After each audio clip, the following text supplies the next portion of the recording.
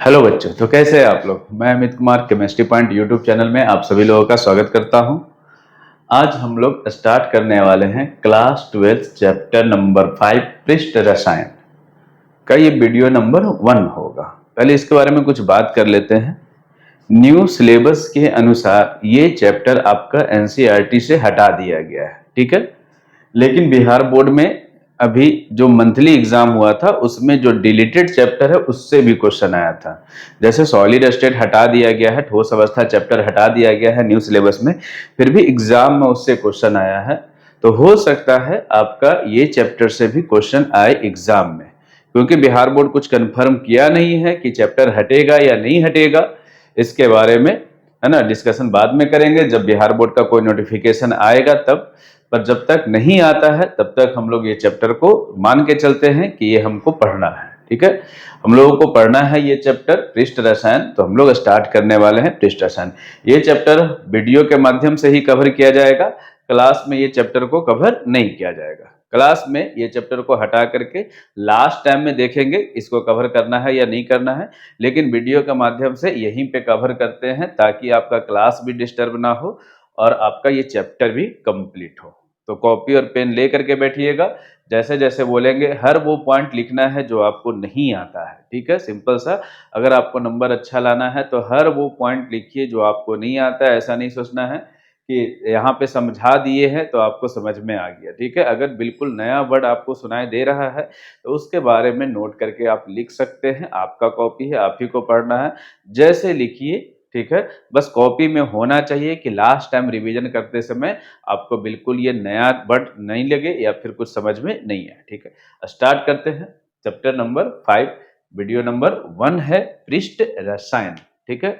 जैसा कि नाम से पता चल रहा है कि इस चैप्टर का नाम है पृष्ठ रसायन, इंग्लिश में बोलते हैं सरफेस केमिस्ट्री।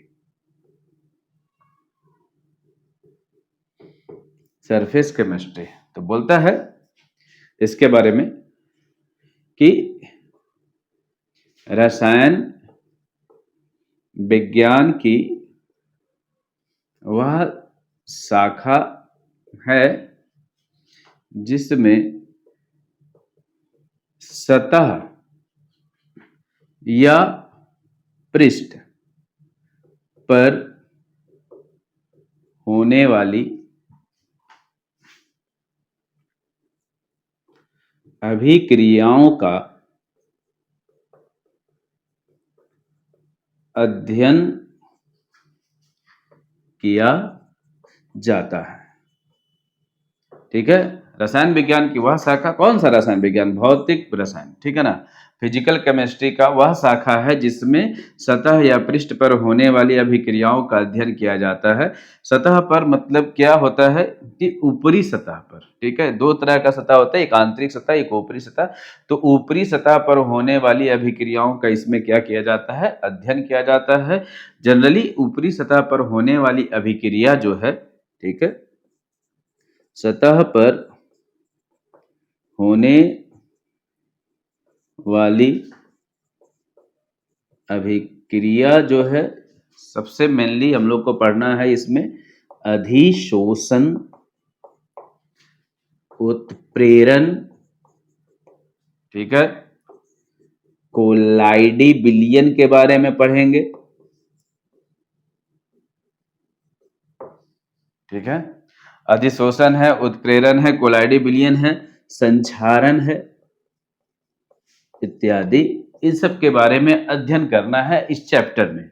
रसायन विज्ञान की वह शाखा जिसमें सतह या पृष्ठ पर होने वाली अभिक्रियाओं का अध्ययन किया जाता है, क्या कहलाता है? पृष्ठ रसायन कहलाता है। कौन सा अभिक्रिया? तो अधिशोषण का, उत्प्रेरण का, कोलाइडी विलयन का, संक्षारण का, ठीक है। और भी बहुत सारे अभिक्रियाओं है जो सतह पर होता है, उसका अध्ययन किया जाता है, हम लोग बोलते हैं पृष्ठ रसायन, ठीक है।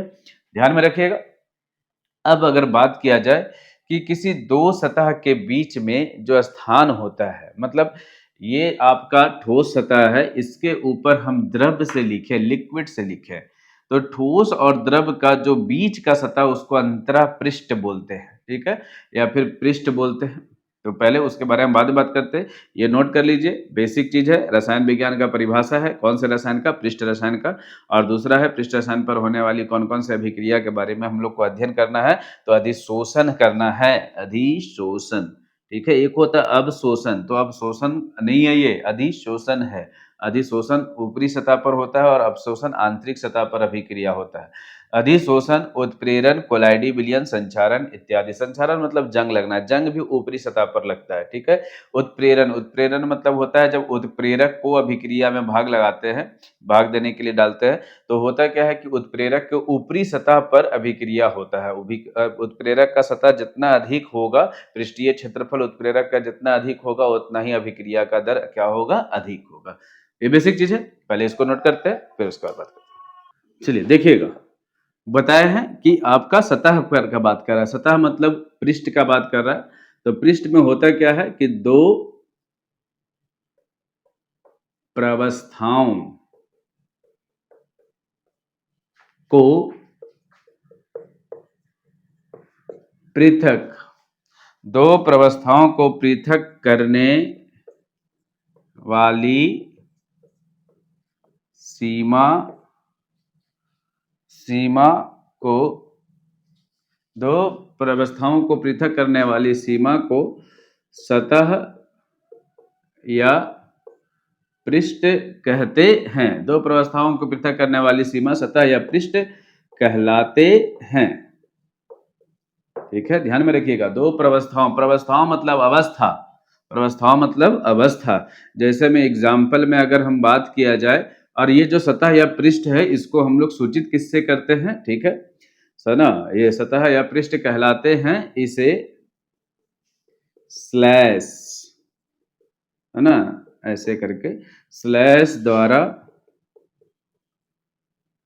पृथक करते हैं। एग्जाम्पल में देखते हैं। फर्स्ट है ठोस और द्रव का। ठीक है, ये आपका ठोस के सतह पर द्रव का अधिशोषण हो रहा है। ठीक है, ये फर्स्ट है। दूसरा द्रव और किसका? द्रव का। तीसरा अगर बात किया जाए गैस और गैस का, तो गैस और गैस में किसी भी प्रकार के सतह का निर्माण नहीं होता है। ठीक है, गैस का जो अवस्था है, गैस और गैस में, इसमें किसी प्रकार का अवस्था का निर्माण, सतह का निर्माण नहीं होता है। ठीक है, लेकिन ठोस पर अगर द्रव है, जैसे अगर मान लिया जाए आप एक रॉड लिए हैं या फिर कोई भी, और इस पर आकर के द्रव, है ना, उपस्थित हुआ है या बैठा है, एक्यूमुलेट हुआ है, तो ये जो है व्यवस्था, ये आपका ठोस है। ठोस में कौन आकर के बैठा? द्रव, ये ठोस। ठीक है, दूसरा है द्रव और द्रव में। जैसे आपका देखिए, ये जल है और जल में तेल का बूंद ऊपर आकर के गिरा है। तो जिस सतह पर, ठीक है, वैसा एरिया या फिर वैसा पार्ट जिसमें द्रव और गैस, द्रव और क्या? तेल। ठीक है, ये पहले बता देते, ये आपका तेल की बूंद है, ये जल है। ठीक है, जल और तेल की बूंद का वह सतह या फिर वह एरिया जो दोनों को एक दूसरे से अलग करता है, वही क्या कहलाता है? पृष्ठ कहलाता है, या अंतरा पृष्ठ कहते हैं। ठीक है, ये आपका ठोस है, ये द्रव है, और ठोस और द्रव का वह एरिया जहां पे ये दोनों का बाउंड्री है, सीमा है, उसी को हम लोग वह बोलते हैं पृष्ठ बोलते हैं। क्या बोलते हैं? पृष्ठ। पृष्ठ या फिर क्या? सतह। यही बोल रहा है। दो प्रवस्थाओं को पृथक करने वाली सतह, दो प्रवस्थाओं को पृथक करने वाली सीमा सतह या क्या कहलाते हैं? पृष्ठ कहलाते हैं। इसे किसके द्वारा सूचित करते हैं? स्लैश द्वारा सूचित करते हैं। इसमें एग्जांपल है ठोस और द्रव का। ठोस आपका ये जो आपका रॉड है, ठीक है, और द्रव का बूंद इसके ऊपर गिरा हुआ है। ठीक है, ध्यान में रखिएगा। एक अधिशोषण होता है, अधिशोषण का प्रक्रिया है, इसमें एक अधिशोष से है, दूसरा अधिशोषक है। बाद में बात करेंगे अधिशोष से कौन है और अधिशोषक कौन है। लेकिन पहली बात यहाँ पे अभी क्लियर करते हैं, ये आपका ठोस है, इसके ऊपर आकर के द्रव का बूंद गिरा है। ये आपका नीचे जल का मात्रा, ऊपर तेल का बूंद है, और वह एरिया जिसमें दोनों एक दूसरे को पृथक करता है, अलग करता है, उसको क्या बोलते हैं? पृष्ठ कहते हैं। ठीक है, नोट कर लीजिए। चलिए नेक्स्ट टॉपिक है अधिशोषण। अधिशोषण, एडजॉर्प्शन। देखिए पहले मैं आपको बता दूं, ये जो चैप्टर है ये एक टर्मिनोलॉजी चैप्टर है, ठीक है। इसमें ढेर सारा टर्म आएगा, आपको मेनली रूप से याद रखना टर्म। अधिशोषण क्या है, अवशोषण क्या है, अधिशोष्य क्या है, अधिशोषक क्या है, शोषण क्या है, विशोषण क्या है, ये सब जो छोटा छोटा टर्म है एक जैसा टर्म लगता है देखने में, ठीक है, सुनने में भी एक जैसा लग रहा है, लेकिन सबका मीनिंग अलग अलग है, ठीक है। तो ध्यान में रखिएगा, आपका ये जो टर्म है इस पे ही आपको फोकस करना है कि अधिशोषण क्या है, अवशोषण क्या है, शोषण क्या है, विशोषण क्या है, ठीक है। ये सब जो छोटे छोटे टर्म है इस पे फोकस करना है। अभी स्टार्ट करते हैं अधिशोषण, ठीक है। अधिशोषण होता है जब किसी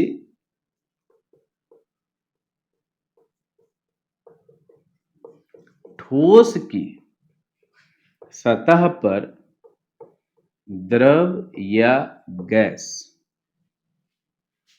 का संचय, संचय मतलब एकत्रित है ना, संचय स्थूल की तुलना में, जब किसी ठोस की सतह पर द्रव या गैस का संचय स्थूल की तुलना में अधिक होती है तो यह प्रक्रिया क्या कहलाता है, अधिशोषण कहलाता है।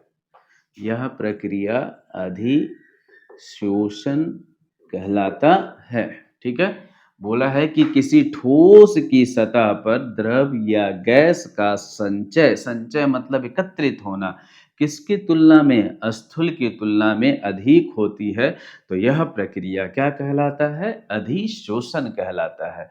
सबसे पहले हम आपको एक फिगर बना करके समझाते हैं, समझिएगा। ये आपका एक कोई ठोस पदार्थ है, ठीक है। इसका जो ये वाला जो सतह है, ऊपरी सतह, इसको बोला है पृष्ठ, ठीक है, ऊपरी सतह बोले। और ये जो आंतरिक सतह है इसी को बोलते हैं स्थूल, बल्क वाला एरिया है ये, ठीक है। बल्क एरिया है, ये पृष्ठीय एरिया है, पृष्ठीय क्षेत्रफल है, पृष्ठ का क्षेत्रफल। यहाँ पर बोल रहा है कि जब किसी ठोस की सतह पर द्रव या गैस, अगर यहाँ पर द्रव का मात्रा जो है अधिक है, किसके तुलना में, स्थूल की तुलना में, स्थूल मतलब आंतरिक भाग जो है, इसकी तुलना में अगर आपका ये जो द्रव की मात्रा है अधिक है, ये आपका क्या है, ठोस है, ठीक है। या फिर आप बोल सकते हैं कि किसी ठोस पर, किसी ठोस पर किसकी मात्रा, गैस की मात्रा, ये आपका क्या है, गैस, ये ठोस है, ये आपका पृष्ठ भाग है, ठीक है। ये आंतरिक सतह है, इसी को हम लोग बोल रहे हैं स्थूल, क्या बोल रहे हैं, स्थूल, ठीक है। बोल रहा है जब किसी ठोस की सतह पर द्रव या गैस का संचय स्थूल की तुलना में अधिक होती है तो यह प्रक्रिया क्या कहलाती है, अधिशोषण कहलाती है। आप फिगर देख करके समझ सकते हैं, एक ठोस पदार्थ था, इसके ऊपरी सतह पर द्रव का संचय हो रहा है, एकत्रित हो रहा है, द्रव जो है ऊपरी सतह पर एकत्रित हो रहा है, किसकी तुलना में अधिक एकत्रित हो रहा है, स्थूल की तुलना में। स्थूल की तुलना में अगर आप बात किया जाए तो देखिएगा स्थूल में द्रव का मात्रा एकदम नहीं है, और ऊपर जो पृष्ठ पर द्रव की मात्रा अधिक मात्रा में, ठीक है। यहाँ पर देखा जाए तो ये आपका ठोस पदार्थ था, ठोस पदार्थ पर कौन सा, ये जो आप देख रहे हैं ये गैस का पहचान है, गैस का संचय हो रहा है, गैस इस पर एकत्रित आकर के एक्यूमुलेट हो रहा है, जमा हो रहा है, ठीक है। और ये इसका आंतरिक सतह मतलब स्थूल सतह पे, तो ये जो प्रक्रिया है ये कहलाता है अधिशोषण। जैसे अगर हम बात किया जाए, ये मेरा मार्कर है, अगर इस मार्कर को हम इंक में डुबाएंगे तो इंक है जो इसकी ऊपरी सतह पर आकर के एकत्रित होगा, ना कि आंतरिक सतह पर। अगर इंक इसके ऊपरी सतह पर आकर एकत्रित हो रहा है तो यह प्रक्रिया क्या कहलाएगा, अधिशोषण, ठीक है, ध्यान में रखिएगा। या फिर अगर हम बोले कि जैसे कोई बाइक है, बाइक लगा हुआ है रोड पर और बरसात का सीजन है, बरसात का सीजन और अभी जस्ट बारिश स्टार्ट हुआ है, तो पानी का जो बूंद है वो बाइक के ऊपरी सतह पर आकर के गिरा, ठीक है। तो जो ऊपरी सतह पर ये आपका जो ठोस पदार्थ था, लोहा था बाइक का जो पार्ट्स होता है उसको उसके ऊपर आकर के पानी का जो छोटा-छोटा बूंद गिर रहा है, वो प्रक्रिया क्या कहलाएगा? अधिशोषण कहलाएगा। क्या कहलाएगा? अधिशोषण। या फिर इसी के ऊपर अगर हम पानी का बूंद गिराते हैं और पानी का बूंद इसके ऊपर ही है, ना कि इसके आंतरिक सतह में, तो यह प्रक्रिया क्या कहलाएगा? अधिशोषण। लेकिन अगर एक स्पंज स्पंज मतलब होता है आपका, है ना, रुई टाइप का जो होता है ना, ये क्या बोलते हैं, स्पॉन्जी डनलप जैसा बनता है, जो गद्दा जैसा बनता है, ठीक है। स्पंज के ऊपर अगर आप पानी का बूंद गिराइएगा तो पहले ऊपरी सतह पे तो आएगा ही आएगा, साथ में कौन सी सतह पे जाएगा? आंतरिक सतह में। तो अगर आप कोई पदार्थ या फिर किसी भी प्रकार का द्रव को स्पंज के ऊपर गिराते, स्पंज खाने वाला स्पंज नहीं, ठीक है ना, वो जो गद्दा होता है उसका स्पंज, उसके ऊपर अगर गिराइएगा तो वो स्पंज के अंदर चला जाता है, मतलब आंतरिक सतह में चला जाता है। तो अगर आंतरिक सतह में द्रव या फिर गैस का, है ना, संचय अधिक हो ऊपरी सतह के तुलना में, तो वह प्रक्रिया अवशोषण कहलाता है। लेकिन अभी अवशोषण नहीं पढ़ रहे, अभी हम लोग पढ़ रहे हैं अधिशोषण। जैसे यहाँ पर देखिए ये बोर्ड है, इसके ऊपर अगर हम पानी का छींटा गिराएंगे, पानी गिराएंगे, ठीक है, तो ये उसके ऊपरी सतह पे जाएगा, ना कि आंतरिक सतह पर। तो ये प्रक्रिया क्या कहलाएगा? अधिशोषण। या फिर जैसे अभी लिखे हैं इस बोर्ड पर, तो ये जो लिक्विड है, ये जो द्रव है, ये जो मार्कर है, ये इसके ऊपरी सतह पर है। ये प्रक्रिया क्या कहला रहा है? अधिशोषण। ध्यान में रखिएगा, ये अधिशोषण है। अधिशोषण कहाँ पर होता है? तो ये पृष्ठीय सतह पर होता है। ये पृष्ठीय घटना है। अधिशोषण एक कौन सा घटना है? पृष्ठीय घटना है। या फिर एक बोल सकते हैं, यह एक सतहीय प्रक्रम है ना। यह एक कौन सा प्रक्रम है? सतहीय प्रक्रम है। ध्यान से रखिएगा, यह है अधिशोषण। जब किसी ठोस की सतह पर द्रव या गैस का संचय स्थूल की तुलना में अधिक होती है, तो यह प्रक्रिया क्या कहलाता है? अधिशोषण कहलाता है। सिंपल एक पॉइंट का यही, ठीक है। लिख लीजिए अधिशोषण के बारे में, फिर इसके बारे में बात करते हैं। चलिए देखिए, अधिशोषण पढ़ रहे हैं। क्या पढ़ रहे हैं? अधिशोषण। अधिशोषण, एडजॉर्प्शन। एडजॉर्प्शन, अधिशोषण का दो घटक है, ठीक है। एक है अधिशोष्य और दूसरा है अधिशोषक, ठीक है। अधिशोष्य और दूसरा अधिशोषक, ठीक है। जैसे अगर आपसे बात किया जाए कि एक ठोस पदार्थ लिए थे और ठोस पदार्थ के सतह पर आपका द्रव आकर के संचय हो रहा है। तो ये जो द्रव आकर के, या फिर इंक मान लेते हैं, ये इंक है, ये आपका आयरन रॉड है, लोहे का छड़ है, ये आपका इंक है। ये जो जिसके सतह पर, मतलब आयरन रॉड के सतह पर अभिक्रिया हो रहा है, जिसके सतह पर अभिक्रिया होता है, वो कहलाता है अधिशोषक। क्या कहलाता है? अधिशोषक। और जो आ करके अभिक्रिया कर रहा है, मतलब जो आ करके एकत्रित हो रहा है या फिर जो आकर्षित होने वाला पदार्थ है, उसको बोलते हैं अधिशोष्य। क्या बोलते हैं? अधिशोष्य। तो आपका जो इंक है वो अधिशोष्य है और आयरन रॉड है जो अधिशोषक है, ठीक है। ध्यान में रखिएगा, दो प्रकार का अधिशोषण के दो घटक है, एक है अधिशोष्य, दूसरा है अधिशोषक। अधिशोषक वह पदार्थ होता है जिस पर आपका अधिशोषण की प्रक्रिया संपन्न होती है। अधिशोषण का प्रक्रिया आ करके जिस पर संपन्न हो रहा है, वो अधिशोषक है। और जो आ करके, है ना, अधिशोषक पर आ करके जो आकर्षित हो रहा है या फिर जो संचय हो रहा है, उसको हम लोग क्या बोलते हैं? अधिशोष्य बोलते हैं। क्या बोलते हैं? अधिशोष्य, ठीक है। ध्यान में रखिएगा। तो पहले स्टार्ट करते हैं अधिशोष्य के बारे में, फिर पढ़ेंगे अधिशोषक के बारे में। बेसिक चीज है, फिगर बना लीजिएगा, ध्यान में रखना अच्छे से। पहला स्टार्ट करते हैं अधिशोष्य। एडजॉर्वेट बोलता है क्या?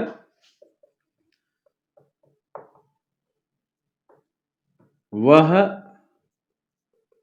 रासायनिक स्पीसीज जिसका किसी पदार्थ बोलिए या फिर बोलिए कि जिसका किसी पृष्ठ पर अधिशोषण होता है, जिसका किसी पृष्ठ पर अधिशोषण होता है, अधिशोष्य कहलाते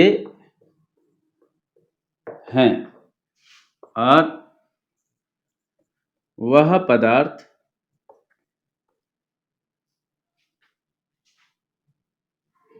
जो आकर्षित होता है, जो पृष्ठ पर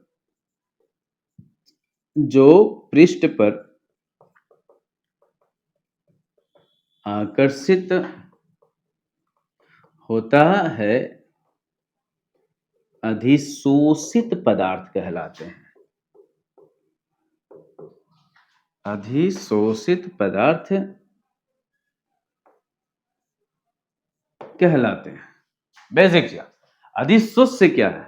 तो जो आकर के गिर रहा, ये बोर्ड है अधिशोषक। बोर्ड क्या है? अधिशोषक। इस पर इंक आकर के गिर रहा है, ये है अधिशोष्य। और इंक है अधिशोषित पदार्थ। ठीक है, यह जो प्रक्रिया है कि बोर्ड पर आकर के इंक है ना एकत्रित हो रहा है, यह प्रक्रिया क्या कहला रहा है? अधिशोष्य है। ठीक है ना, यह अधिशोष्य है ना। और जो पदार्थ एकत्रित हो रहा है उसको अधिशोषित पदार्थ भी कहते हैं। जैसे अगर हम बात किया जाए एग्जाम्पल में यहाँ पे कवर करते हैं, अगर आप एक खल्ली का टुकड़ा लिए, चौक स्टिक लिए, ठीक है, खल्ली का टुकड़ा, चौक स्टिक, चौक स्टिक मतलब है ये खल्ली, ठीक है, और इस पर इंक गिरा रहे हैं, छोटा छोटा इंक का बूंद है। इंक मतलब स्याही है, इंक है, ये चौक स्टिक है। तो इंक जो आकर के इसके ऊपर बैठ रहा है, इंक कहलाएगा अधिशोष्य। इंक क्या है? अधिशोष्य। और ये जो खल्ली का टुकड़ा है ये कहलाएगा अधिशोषक। जिस पर अभिक्रिया हो वो अधिशोषक है, और जो आकर के गिर रहा है वो अधिशोष्य है, और अधिशोष्य ही अधिशोषित पदार्थ कहला रहा है। सिंपल है, जैसे अगर आपका बाइक लगा हुआ है और बाइक के ऊपर पानी का बूंद गिर रहा है, तो पानी का बूंद जो है अधिशोष्य है और बाइक है अधिशोषक। ठीक है, ध्यान में रखिएगा, टर्म है, फिर से बता रहे, अधिशोष्य जो ऊपर से आके गिर रहा है, अधिशोषक जो पहले से था, जो पृष्ठ है, जो सतह है, वो अधिशोषक है, और जो ऊपर से आके गिर रहा है वो क्या है? अधिशोष्य है। एग्जाम्पल में यहाँ फिर से देखिएगा कि आपका एक खल्ली का टुकड़ा था और उसी के ऊपर आकर के इंक गिर रहा है, या फिर खल्ली के टुकड़ा को जब इंक में डुबाया गया और तुरंत बाहर निकाल लिए, तो इंक जो है ऊपर उसके ऊपरी सतह पर एकत्रित हुआ है, तो यह जो है अधिशोष्य कहलाएगा। और खल्ली जो है वो क्या कहलाएगा? अधिशोषक कहलाएगा। चौक स्टिक है अधिशोषक और इंक है क्या? अधिशोष्य। ठीक है, ध्यान में रखिएगा। तो ये प्रक्रिया है अधिशोष्य का। इसके बाद पढ़ते हैं अधिशोषक। पहले अभी अधिशोष्य पढ़े, दूसरा है अधिशोषक। इसकी मात्रा अधिक है, जिसकी मात्रा अधिक है वो अधिशोषक है, और मात्रा अधिक किसका रहेगा? जो सरफेस है। ठीक है, अधिशोषक को क्या बोलते हैं?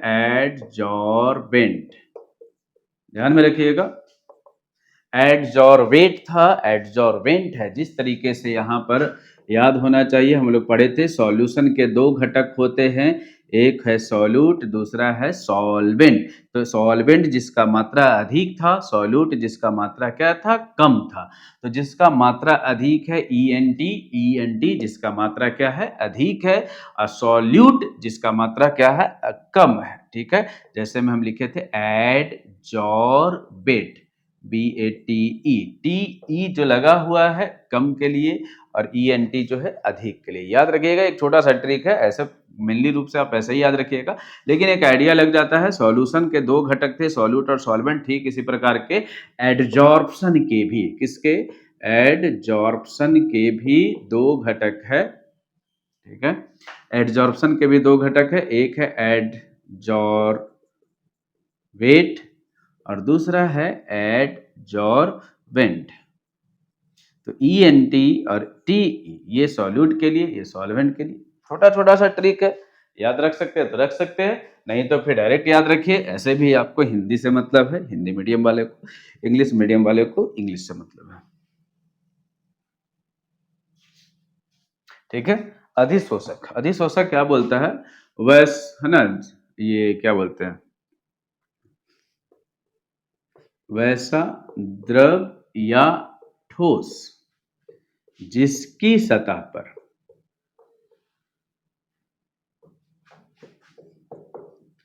अधिशोषण की प्रक्रिया, जिसकी सतह पर अधिशोषण की प्रक्रिया संपन्न होती है, अधिशोषक कहलाते हैं।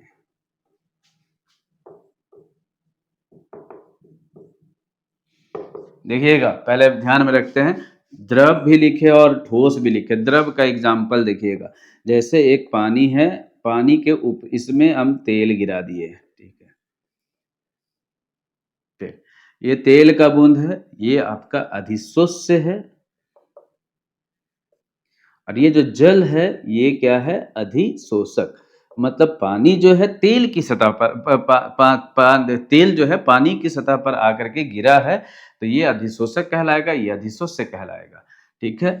अगर आप किसी भी प्रकार का है ना रॉड लिए हुए हैं और इसके ऊपर अगर वायु आकर के एकत्रित हो रहा है, तो ये जो है आपका कहलाएगा, वायु कहलाएगा अधिशोष्य,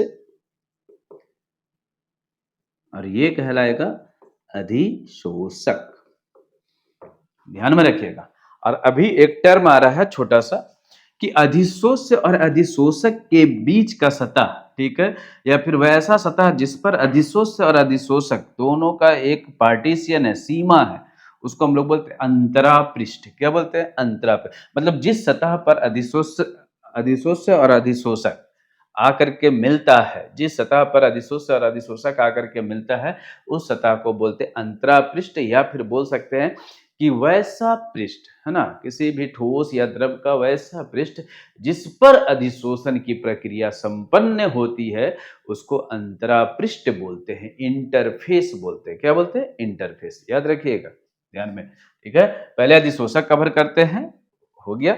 वैसा द्रव या ठोस जिसकी सतह पर अधिशोषण की प्रक्रिया संपन्न होती है, क्या कहलाता, अधिशोषक।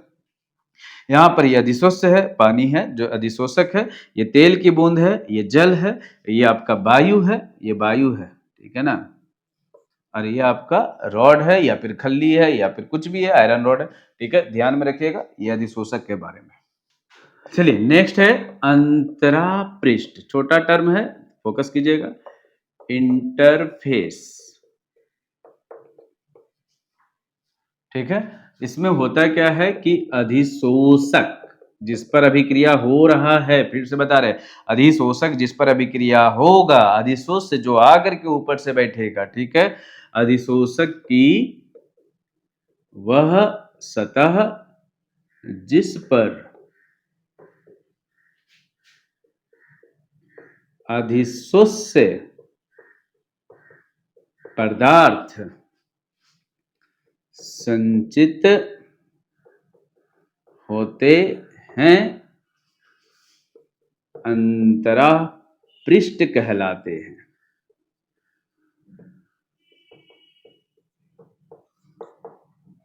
अंतरापृष्ठ कहलाते हैं। ठीक है, अंतरापृष्ठ मतलब इंटरफेस, अधिशोषक की वह सतह जिस पर अधिशोष्य पदार्थ संचित होते हैं या फिर संकेंद्रित होते हैं। संचित होते हैं, संचित के जगह पर बुक में लिखता है संकेंद्रित होते हैं, क्या कहलाते हैं, अंतरापृष्ठ कहलाते हैं। अंतरापृष्ठ फिर से बता रहे, अंतरापृष्ठ सिर्फ और सिर्फ दो चीज के बीच में होता है, ठोस और द्रव के बीच में, द्रव और द्रव के बीच में, गैस और गैस के बीच में नहीं होता है। ठीक है, फोकस कीजिएगा, गैस और गैस के बीच का कोई अंतरापृष्ठ है ही नहीं, पता ही नहीं चल रहा है कि कौन सा गैस कहाँ पे खत्म हो रहा है और कहाँ पे चालू हो रहा है। ठीक है, उसका कोई अंतरापृष्ठ नहीं है। लेकिन अगर ठोस पर, यहाँ पे फिर से बताते हैं, ये जो ठोस है इसके ऊपर अगर द्रव आकर के बैठ रहा है तो पता चल रहा है कि ये बाउंड्री है। लिक्विड में भी सीन यही है कि लिक्विड में अगर कोई आकर के बैठ रहा है, तेल का बूंद आकर के बैठ रहा है तो पता चल रहा है ये बाउंड्री है।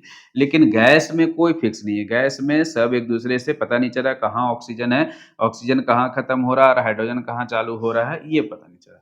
तो गैस में कोई अंतरापृष्ठ का निर्माण नहीं होता है, लेकिन ठोस ठोस और द्रव में, द्रव और द्रव में अंतरापृष्ठ का निर्माण होता है।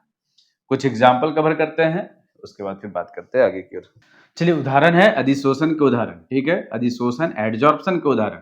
बोला है कि एक कंटेनर लिए, ठीक है, एक कंटेनर लिए, कांच का एक कंटेनर है, उसमें ढेर सारा गैस भरा हुआ, O2 है, N2 है, CO है, NH3 है, H2 है, ढेर सारा गैस का मिश्रण को उसमें पैक किया गया। काफी ज्यादा है ना, हाई प्रेशर से उसको पैक करके रख दिया गया, ढक्कन बंद करके रखा है। अब उस गैस के कारण सारा गैस अपने है ना, अपना अपना प्रेशर उसके ऊपर लगा रहा है, उस कंटेनर के ऊपर। अगर उस प्रेशर को कम करना है, उसके दाब को कम करना है कि उस जार में, उस कंटेनर में दाब कम लगाए वायु, तो उसमें हम डालेंगे क्या, चारकोल। क्या डालेंगे, चारकोल, सक्रिय चारकोल। सक्रिय चारकोल का चूर्ण डाला जाता है। देखिएगा, चूर्ण जो होता है उसका सरफेस एरिया ज्यादा होता है, पृष्ठीय क्षेत्रफल ज्यादा होता है, ठीक है। तो चारकोल डालने से क्या होता है कि चारकोल वायु में उपस्थित जितना भी नमी है, सारे गैस में नमी होता है, ठीक है, तो वायु में उपस्थित जो नमी है उसको क्या कर लेता है, अपने ऊपर एकत्रित कर लेता है। पूरा जो नमी है वायु, इस रूम में, ये जो रूम आप जिस रूम में बैठे हुए हैं, उस रूम में ढेर सारा वायु है, वायु का मिश्रण है, और वायु अपने साथ क्या लेकर आया है, नमी लेकर आया है।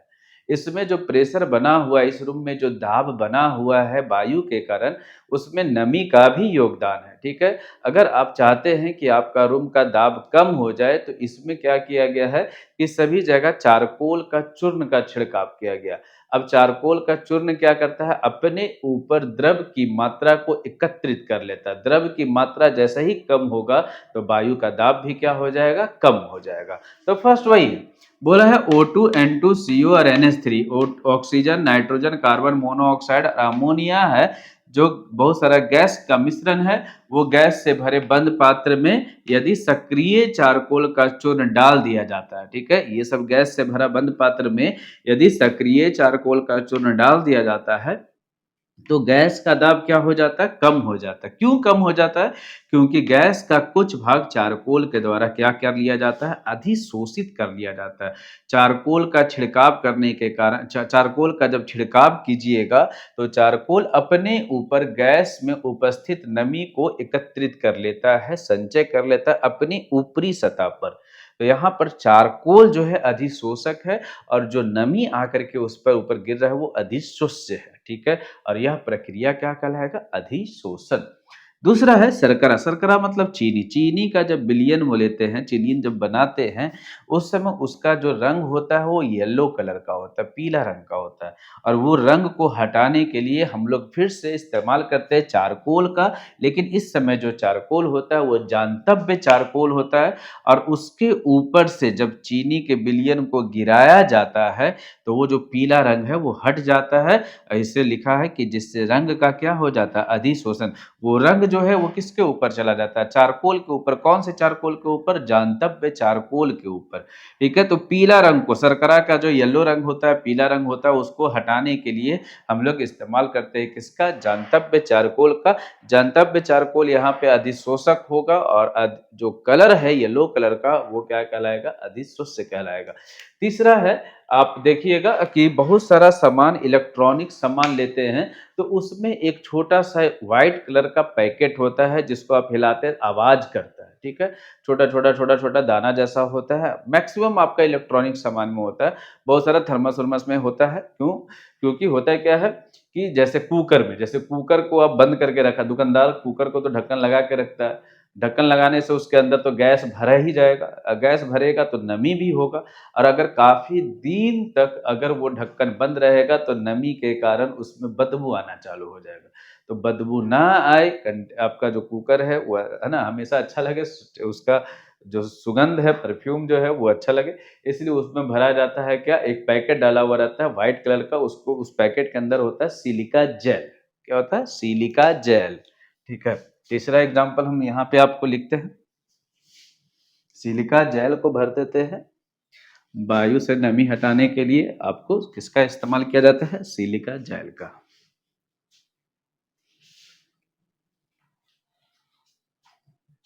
तीसरा एग्जाम्पल है, वायु से नमी को हटाने के लिए किसका इस्तेमाल करते हैं? सिलिका जेल का उपयोग किया जाता है। ठीक है ना। नमी जो है एकत्रित हो जाता है किस पर? सिलिका जेल पर। यह स्टार पॉइंट है, ये आपका क्वेश्चन आया हुआ है कि वायु से नमी हटाने के लिए किसका इस्तेमाल करते हैं? Silica gel. तो वही है, छोटा सा कंटेनर में क्या भरा हुआ रहता है? Silica gel. अब कुकर बंद हो गया, अब वायु तो है ठीक है, लेकिन वायु में उपस्थित जितना नमी है उसको वो क्या कर लेता है? अपने ऊपर एकत्रित कर लेता है। यह अधिशोषण का प्रक्रिया, सिलिका जेल अधिशोषक कहलाएगा, है ना। और वो जो नमी है वो अधिशोष्य कहलाएगा। तो ये थे अधिशोषण के उदाहरण। मैक्सिमम आपको, है ना, जैसे जैसे और एग्जाम्पल आएगा कवर करेंगे। अभी मेनली रूप से 3 उदाहरण आप कवर कीजिए। ठीक है, कि वायु से नमी हटाने के लिए सिलिका जेल के लिए कई कंटेनर था, कंटेनर भरा हुआ था, उसके, है ना, कंटेनर में ढेर सारा वायु का मिश्रण था। वायु के मिश्रण के कारण उसमें दाब बढ़ा हुआ था। दाब को कम करने के लिए हम लोग क्या डाले? सक्रिय चारकोल। और आपका जो शर्करा का विलयन है उसको अधिशोषण की प्रक्रिया में भाग लेने के लिए हम लोग डाले क्या? जंतव्य चारकोल। जंतव्य चारकोल अधिशोषक है और आपका विलयन जो है वो अधिशोष्य है। ठीक है। विलयन से कौन से कलर को हटाया जाता है? येलो कलर का, पीला कलर को हटा दिया जाता है ताकि आपका जो चीनी है वो पीला रंग का दिखाई ना दे। इसके लिए हम लोग इस्तेमाल करते हैं सक्रिय चारकोल। कुछ टर्म है ऐसे भी टर्म, ठीक है, जो आपका किसी किसी बुक में दिया हुआ रहता है, उसी के बारे में हम लोग थोड़ा सा कवर करते हैं। एक है धनात्मक अधिशोषण और दूसरा है ऋणात्मक अधिशोषण। इसके बारे में बस थोड़ा सा ध्यान में रखिएगा जल्दी। धनात्मक अधिशोषण वो रहा है कि जब आपका अधिशोषण की प्रक्रिया हो, किसकी प्रक्रिया हो? अधिशोषण की प्रक्रिया हो, और आपका पृष्ठ पर अधिशोष्य की मात्रा अधिक हो। पृष्ठ पर अधिशोष्य की मात्रा क्या हो? अधिक हो। और स्थूल में अधिशोष्य की मात्रा क्या हो? कम। अधिशोष्य मतलब जो ऊपर से आके गिर रहा है, अधिशोष्य की मात्रा क्या हो? कम हो। तो यह प्रक्रिया क्या कहलाएगा? धनात्मक। धनात्मक अधिशोषण में क्या होता है कि पृष्ठ पर अधिशोष्य की मात्रा अधिक होती है, या फिर बोल सकते हैं पृष्ठ पर अधिशोषण ज्यादा हो और स्थूल में अधिशोषण क्या हो? कम। दूसरा होता है ऋणात्मक अधिशोषण। ऋणात्मक अधिशोषण ऐसा ऐसा कोई टर्म है नहीं, लेकिन फिर भी आपका किसी किसी बुक में दिया हुआ रहता है। तो ऋणात्मक अधिशोषण में क्या होता है कि स्थूल में, है ना, अधिशोष्य की मात्रा क्या हो? अधिक हो। स्थूल में अधिशोष्य की मात्रा क्या हो? अधिक हो। और आपका पृष्ठ में अधिशोष्य की मात्रा क्या हो? कम हो।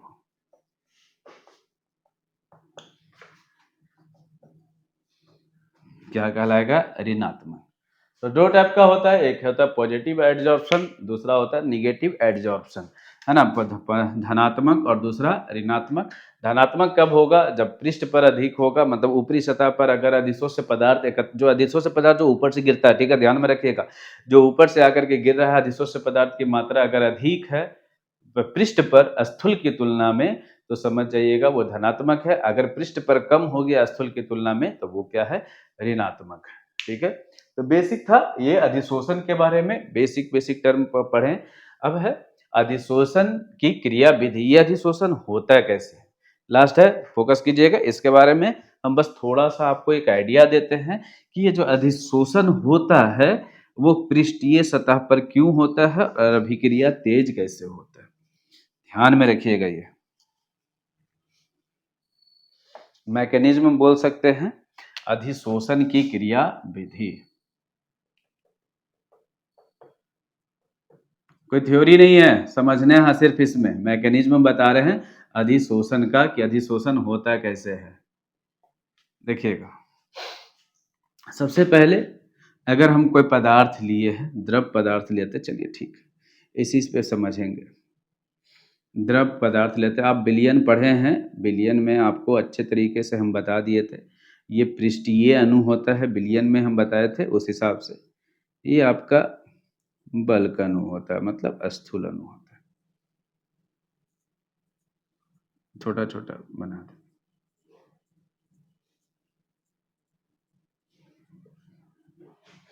इस टाइप से। ये आपका पृष्ठ है, मतलब आपका सरफेस है। ये स्थूल वाला भाग है, जिसको हम लोग क्या बोले, बल्क बोले। अब होता क्या है, थोड़ा सा यहाँ से हम बल्क के बारे में बात करते हैं। बल्क वाला जो एरिया है, यहाँ से एक अणु उठा लिए हैं बल्क का, ये चारों तरफ से इसमें आकर्षण बल लगा हुआ है, ठीक है। ये जो है संतुलित है। अगर ये अणु जो है, जल का ये अणु अगर कहीं जाना चाहे, इसको जाने नहीं देगा। इसको ऊपर नीचे दाएं बाएं सब जगह से इसको आकर्षित करने वाला, इधर से ऊपर से कोई आकर्षित करेगा तो उसको नीचे से आकर्षित करने वाला भी एक कण है। लेफ्ट से करेगा तो राइट साइड से है ना, कॉर्नर से कॉर्नर करेगा तब भी। आप कहीं से भी कीजिएगा तो इसमें जो फोर्स लगता है, मतलब आकर्षित करने वाला जो बल है, वो नेट फोर्स मतलब टोटल फोर्स का वैल्यू कितना के बराबर है, 0। कोई आकर्षित ही नहीं कर पाएगा। ऊपर की ओर आकर्षित करेगा, नीचे खींचेगा, दाएं की ओर करेगा तो बाएं खींचेगा, वो है ना। इस कॉर्नर से खींचेगा तो इस कॉर्नर को बैलेंस करेगा, इस कॉर्नर से खींचेगा तो इस कॉर्नर को बैलेंस करेगा। मतलब जहां पे जो अणु है वहीं पे रह जाएगा। इसका मतलब इसमें कोई बल लगा ही नहीं है, चारों तरफ से बल लग रहा है।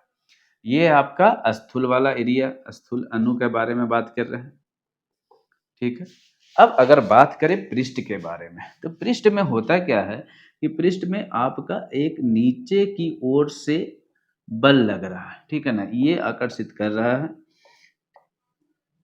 यहां से तो कर रहा है, इधर से भी चलिए, इस साइड से कर रहा है, इस साइड से कर रहा है, लेकिन ऊपर नीचे वाले जो खींच रहा है इसको, है ना, अपनी तरफ अणु, नीचे वाला अणु जो अपनी ओर आकर्षित कर रहा है, उसको बैलेंस करने के लिए ऊपर से कोई नहीं है।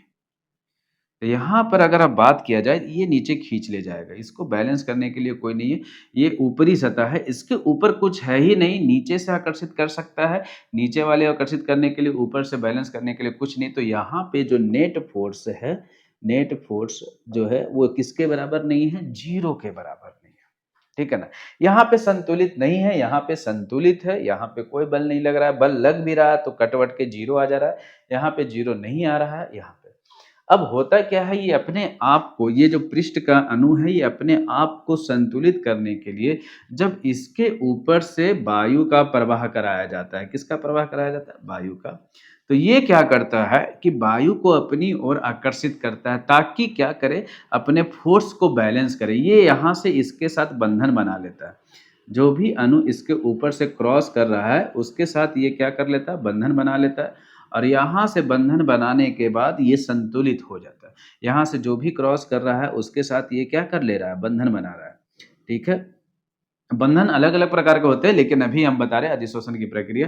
तो ये अपने ऊपर ये जो वायु का प्रवाह था, किसका प्रवाह था, वायु का प्रवाह था, इसको अपने ओर, है ना, इसके साथ बंधन बना लिया।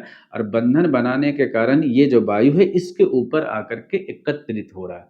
और ये आपका पृष्ठ है ना, ये जो सतह है, इसी के ऊपर वायु का अधिशोषण वायु का संचय हो रहा है। और यह प्रक्रिया क्या कहला जाता है, अधिशोषण, ठीक है, ध्यान में रखिएगा। जैसे देखिएगा, जैसे हम हैं किसी लाइन में सबसे आगे, ठीक है, किसी लाइन में सबसे आगे हैं, और अगर कोई पीछे से धक्का दे रहा है, उसको बैलेंस करने के लिए, भाई आगे कोई है ही नहीं, नेट फोर्स मेरा 0 नहीं है, ठीक है ना, नेट फोर्स 0 नहीं है। और जो बीच में है वो कहीं नहीं जाएगा, वो बिल्कुल बीच में है, तो उसको चारों तरफ से लोग बैलेंस करके रखेगा, वो हमेशा बीच में इधर इधर मूवमेंट करेगा, लेकिन निकल के नहीं जाएगा। लेकिन जो सबसे आगे है वो अनबैलेंस्ड है, उसको पीछे से धक्का देगा, वो गिर जाएगा। तो वो अपने आप को बैलेंस करने के लिए, जैसे ही सामने से कोई आदमी गुजरता है या फिर कोई पदार्थ गुजरता है, तो उसको पकड़ लेता है, ताकि इधर पीछे से भी बैलेंस हो जाए और आगे से भी बैलेंस हो जाए। तो जिसको अपनी ओर करके आकर्षित कर लिया है, पकड़ लिया है, जिस पदार्थ को अपने ऊपर या फिर अपने सतह पर, ठीक है, आकर्षित कर लिया है, यही प्रक्रिया क्या कहला रहा है, अधिशोषण।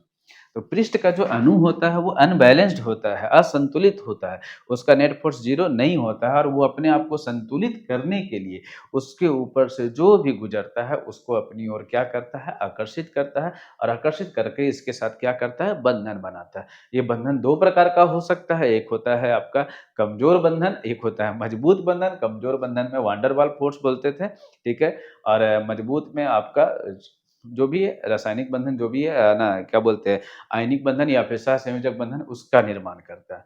लेकिन ध्यान में रहे कि ये मेनली जो है अधिशोषण का प्रक्रिया क्या करता है, तो इसके ऊपर से जो गुज़र रहा है, जैसे अगर हम यहाँ पे खड़ा हो गए और यहाँ पर बिल्कुल नदी है और यहाँ से कोई आदमी जा रहा है, ठीक है? पीछे से धक्का दिएगा तो ये मेरे लिए ये है मेरा जो आपका क्या बोलते हैं एरिया जिसको हम पकड़ सकते हैं है ना? ये जो पार्ट है इसको पकड़ करके हम अपने आप को संतुलित कर सकते हैं। तो अपने आप को संतुलित करने के लिए हम जिसके साथ बंधन बना रहे हैं, वही आपका क्या यह भी प्रक्रिया क्या कहलाएगा? अधिशोषण। और जिसके साथ बंधन बना रहे हैं वो अधिशोष्य है और जो बंधन बना रहा है वो अधिशोषक है। और जिस जगह पे ये दोनों पार्टिसिपेट कर रहा है ये अंतरापृष्ठ है। जिस सतह पे, है ना? ये आपका अधिशोषक है, ये आया अधिशोष्य हुआ और जिस एरिया पर ये अधिशोषक और अधिशोष्य आकर के मिला ये कहलाया क्या अंतरापृष्ठ। ठीक है, ये अधिशोषक है, ये अधिशोष्य है और ये वाला ये जो एरिया जिसको ये टच कर रहा है ये क्या कहलाएगा अंतरापृष्ठ। ध्यान में रखिएगा। तो ये था आपका लिक्विड, ये वायु था, वायु क्रॉस कर रहा था, वायु के साथ अपना बंधन बनाने के लिए ये वायु को अपनी ओर आकर्षित किया और इसके साथ बंधन बनाई। यह प्रक्रिया क्या कहलाए अधिशोषण। वायु क्या कहलाएगा अधिशोष्य और ये क्या कहलाएगा अधिशोषक। तो ये जो वायु का प्रवाह है तो यहाँ पे वायु कहलाएगा क्या अधिशोष्य कहलाएगा और पृष्ठ जो है ये जल का जो अणु है यह क्या कहलाएगा अधिशोषक कहलाएगा। ठीक है, और ये जो पृष्ठ है ये अंतरा पृष्ठ कहलाएगा। यही प्रक्रिया, ठीक है।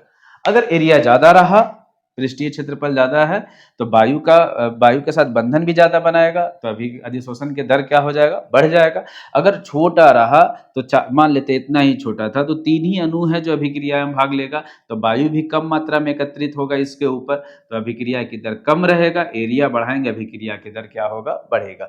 पृष्ठीय क्षेत्रफल बढ़ने से अधिशोषण की प्रक्रिया क्या होती है बढ़ती है। पृष्ठीय क्षेत्रफल को घटाने से अधिशोषण की प्रक्रिया भी क्या होगी घटेगी। यही है, ठीक है ना। मेनली रूप से अधिशोषण की क्रिया विधि क्या है तो अधिशोषण में होता क्या है कि जिसके सतह पर अधिशोष्य आकर के गिर रहा है, अधिशोष्य मतलब वह पदार्थ जो ऊपर से नीचे की ओर आकर के आकर्षित हो रहा है या फिर उसके ऊपर आकर के एकत्रित हो रहा है उसको अधिशोष्य बोलते हैं। जिसके सतह पर हो रहा है वो अधिशोषक है। ये अधिशोष्य है, ये अधिशोषक है, ये आया और इसके ऊपर आकर के गिरा, ये अधिशोषण की प्रक्रिया है। अगर मेरे हाथ के अंदर चला जाता तो यहाँ पे घुस जाता तो समझ जाइए कि क्या हो जाता है अवशोषण। लेकिन जो ऊपरी सतह पर अभिक्रिया होता है वो है अधिशोषण। ठीक है, ये अधिशोषण की क्रिया विधि बेसिक है। बाकी कुछ कुछ टर्म्स है उसके बारे में हम लोग पढ़ेंगे। तब तक के लिए बने रहिए। नमस्कार।